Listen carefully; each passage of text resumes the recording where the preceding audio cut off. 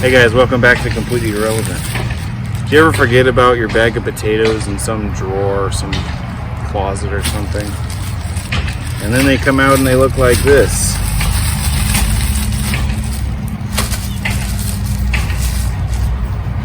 They got weird growths and stuff on them. They don't look very appetizing. I probably wouldn't eat them again.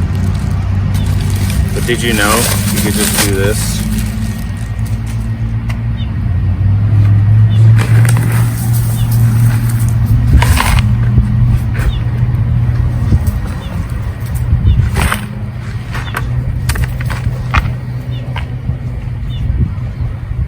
And you have potatoes in about 4 months.